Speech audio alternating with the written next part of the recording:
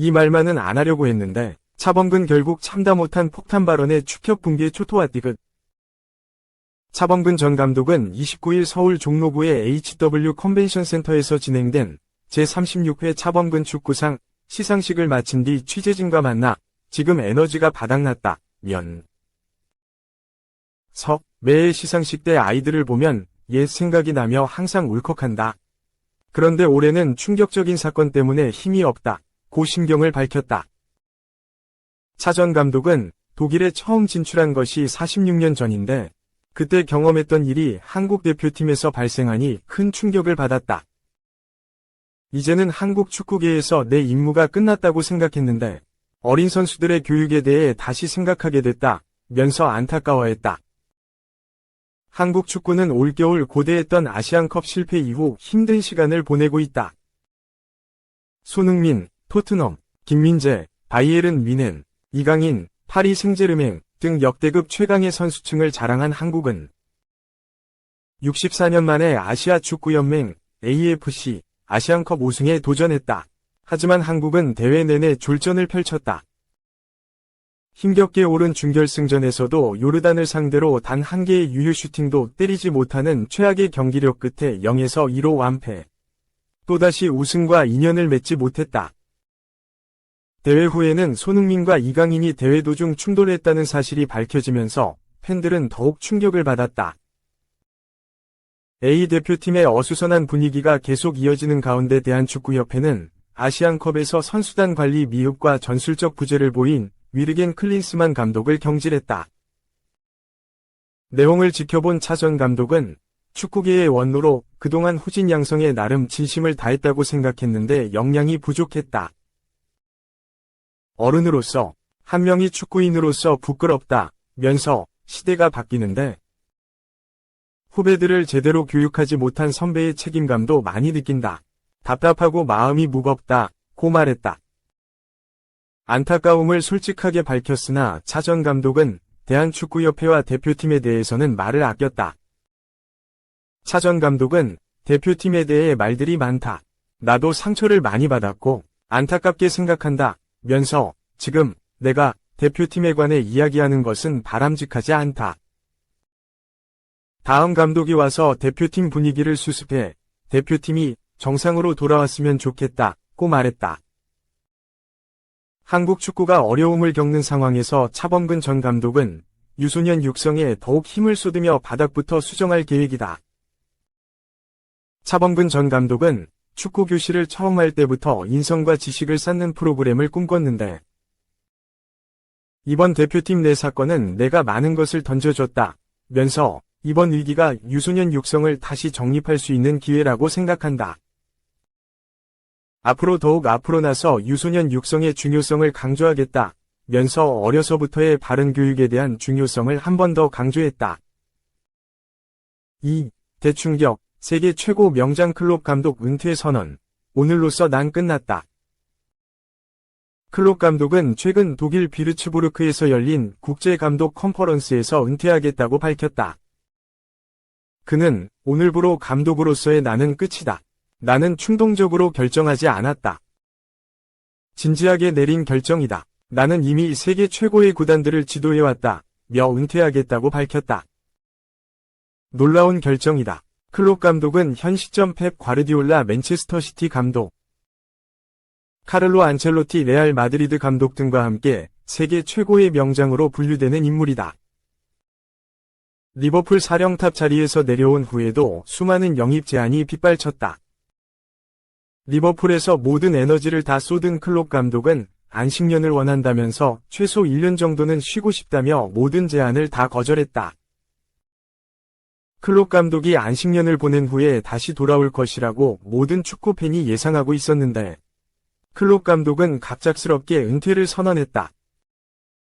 독일 축구 국가대표팀은 물론 바이에른 뮌헨 등 수많은 빅클럽이 클롭 감독의 안식년이 끝나기만을 기다렸는데 갑작스러운 감독 은퇴 결정에 모두가 놀라고 있다. 클롭 감독은 도르트문트와 리버풀에서 독일 분데스리가 우승 2회, 잉글랜드 프리미어리그, EPL, 우승 1회, 유럽축구연맹, 우에파, 챔피언스리그 우승 1회 등 엄청난 커리어를 쌓았다. 2019년과 2020년에는 국제축구연맹, 피파, 올해의 감독에도 뽑혔다. 하지만 클롭 감독은 자신의 결정을 언제든지 번복할 수도 있다는 단서를 남기기도 했다. 그는 아마도 몇 달 후에 우리는 다시 이야기를 해볼 수 있을 것이다. 나는 여전히 축구계에서 일하길 원한다. 내 경험과 인맥을 토대로 사람들을 돕고 싶다. 나에게 무슨 일이 일어나는지 지켜보자. 며 축구계에서 계속해서 일하고 싶다는 의지를 보여주기도 했다. 클롭 감독의 발언을 두고 일각에서는 그가 더 이상 지도자로서는 축구계에 복귀할 생각이 없다는 추측을 내놓고 있다. 미국 ESPN은 클롭 감독의 발언을 두고 소식통은 클롭 감독이 지도자로서 축구계에 복귀하지 않는 걸 선택했을 수도 있다고 전했다고 보도했다. 클롭 감독은 도르트문트와 리버풀을 떠날 때마다 에너지가 고갈됐다며 이유를 설명한 적이 있다.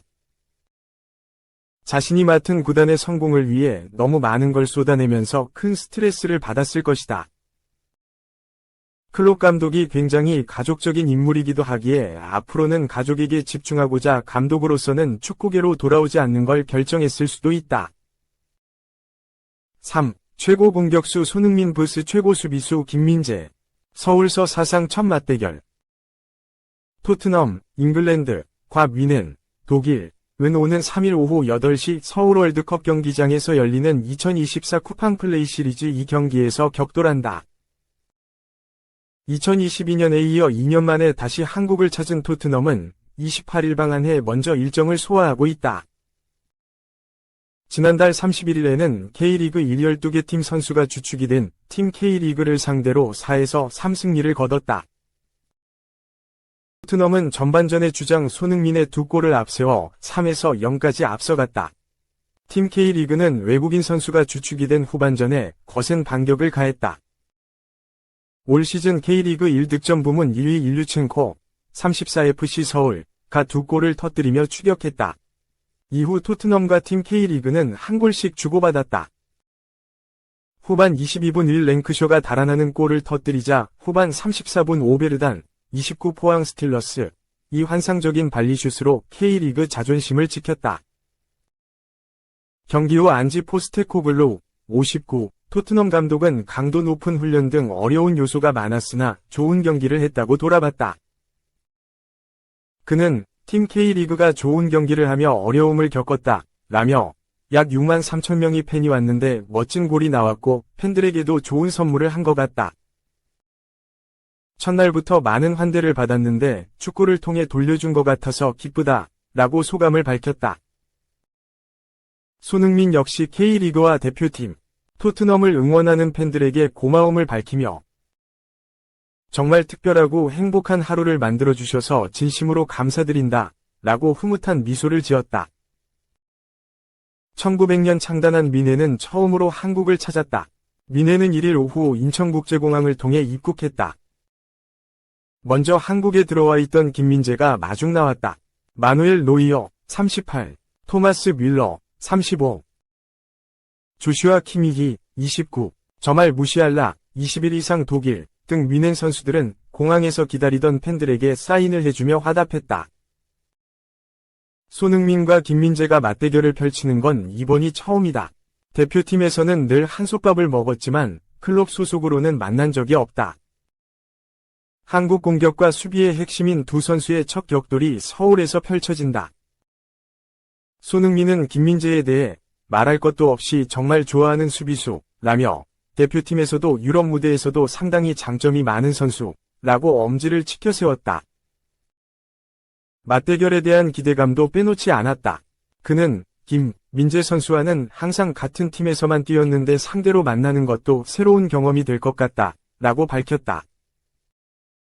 손흥민은 뮌헨 같은 팀과 정말 좋은 경기할 수 있으면 좋겠다 라며 많은 한국 팬께서 이 경기를 기대하시니 재밌고 행복한 경기할 수 있었으면 좋겠다 라고 바람을 전했다. 한편 뮌헨은 독일 분데스리가를 대표하는 강호다. 비록 지난 시즌 레버쿠젠의 정상 자리를 내주었으나 2012에서 13시즌부터 2022에서 23시즌까지 리그 11연패의 기록을 썼다. 이외에도 분데스리가 33회, 유럽축구연맹, 우에파, 챔피언스리그, UCL, 6회, 포칼컵 20회 등 화려한 우승 커리어를 자랑한다. 4. 이게 뭐야? 리버풀의 기상천외 코너킥 전술. 천재적이다. 불스. 괴상하다. 팬들 반응도 극과 극. 리버풀은 1일 한국 시간 미국 필라델피아의 링컨 파이낸셜 필드에서 펼쳐진 아스널과의 프리시즌 경기에서 2에서 1로 승리했다. 리버풀은 전반 13분에 리드를 잡았다. 아스널 수비 뒷공간을 모하메드 살라가 1대1 찬스에서 정확한 왼발 슈팅으로 득점에 성공했다. 전반 34분에는 파비우 카르발료가 왼발 슈팅으로 추가골까지 터뜨렸다. 아스널은 전반 40분에 카이 하베르츠가 마르틴 웨데고르의 크로스를 밀어 넣으면서 추격을 했지만 경기는 그대로 리버풀이 승리했다. 이날 경기에서 리버풀은 새로운 전술로 이목을 끌었다. 리버풀은 전반 29분 코너킥을 얻어냈다. 일반적으로 코너킥 상황에서 골문 앞에 여러 선수가 위치하지만 리버풀은 달랐다. 킥을 처리하는 콘스탄티노스 치미카스를 제외하고 9명의 선수가 모두 아스널의 골문보다 멀리 위치했다. 리버풀 선수들은 치미카스가 킥을 처리하기 전에 동시에 움직이면서 아스널 수비에 혼선을 줬다.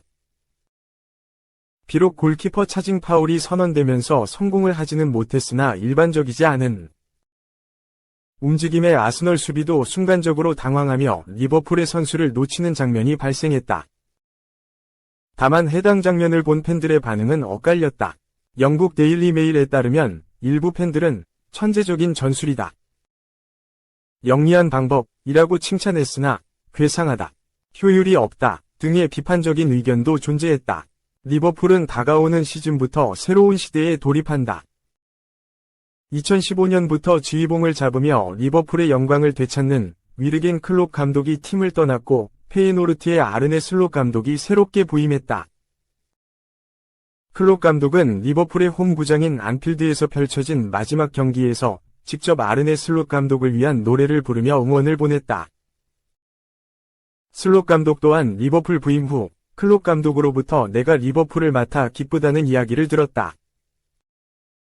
새로운 시대가 시작될 것이라고 기대감을 전했다. 리버풀은 레알 베티스와 아스널을 꺾으며 프리시즌 2연승에 성공했다.